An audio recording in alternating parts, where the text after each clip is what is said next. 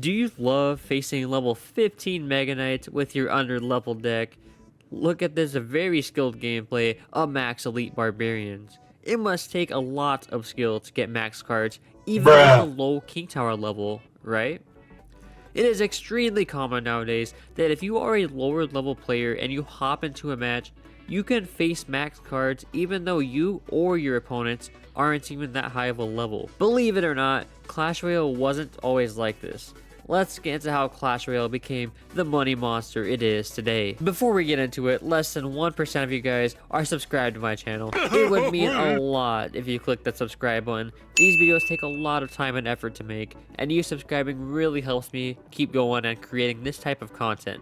Let's get right into the video. To find out when Clash Royale became pay to win, we need to go back in time. Let's hop all the way back to the beginning of 2016 when Clash Royale was released global.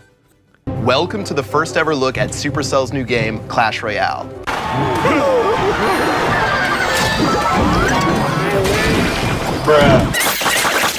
At this time, I would consider Clash Royale to be a whole different game.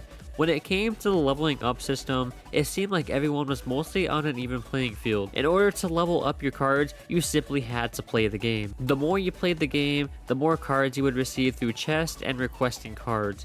It was a very simple system. The only real pay-to-win strategy at this time was to go to the shop and buy super magical chests. Super magical chests were the best chests you could buy from the shop at the time. However, you did not, and I mean you did not, want to be buying these super magical chests. The value on them were absolute dog water. People did the math on how much money it would cost to max just one legendary card, and it would cost you over 20,000 US dollars. The reason for this was because in the beginning of 2016, there were only 2 legendaries in the game, which made them harder to get, and super magical chests, which were the best chests you could buy at the time, only gave out a legendary about 1 at every chest. It also took a lot more legendary cards to max, with the max level taking 50 legendary cards. All rarity cards were a lot harder to obtain because of a couple factors. All the chests in the game at the time barely gave out cards, and it also took more cards to upgrade it to max. A great example of this is in order to max an epic card, you needed 300 cards for the last level instead of the 200 we have today. Clash Royale did not give out many special offers in the shop, so the only pay-to-win strategy was by buying super magical chests. This was actually not a bad thing. With super magical chests being very expensive and not offering much value, not many people bought them. This meant a large majority of the players didn't really spend money on the game, which meant it was rare encountering players who had cards much higher level than your own. There were a few outliers, of course, with multiple people having max legendaries on the top ladder. It's actually insane to think someone would spend around 50,000 US dollars just to play with some max cards. As time went on, Clash Royale would release key features such as magic items and Pass Royale. This was the major turning point in the game.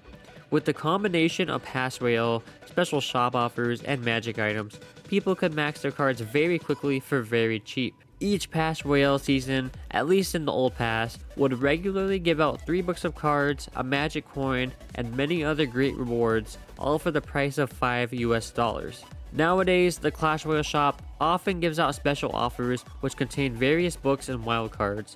The books of cards paired with wildcards made it so a player can unlock a brand new card and basically max it out as soon as they unlock it. You can use wildcards to get your card to level 11 or 12, then just use a couple of books to finish your card off to level 14. This really affected mid ladder, where it is very common to face max cards such as E-Barbs, Mega Knight, or P.E.K.K.A, even though the player's King Tower level is much lower. However, Pass Royale did recently change drastically.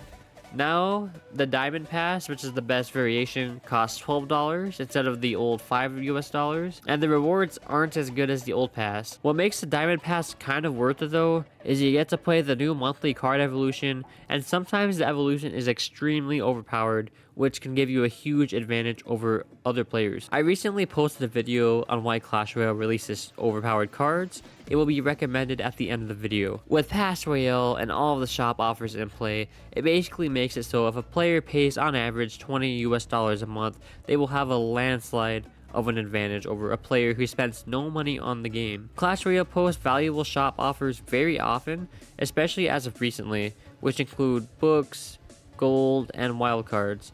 The value of Pass Royale, magic items, and shop offers are very affordable, which means a lot of people are buying them, especially at mid-ladder. These forms of microtransactions are heavily unbalancing the game and making it either unfun or stressful to play for a lot of people. Personally, I think this is bad for the game because this can cause free-to-play players to quit if they keep facing players with much higher level cards and basically have no chance of winning. I know this is a pretty big problem, and I think there is a good solution. I think they should have King Tower level caps.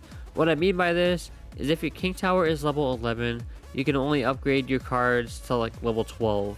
Instead, right now, you can upgrade your cards to the limit without any restrictions. Clash Royale would also have to change the matchmaking system, so that way you can only face players at your King Tower level.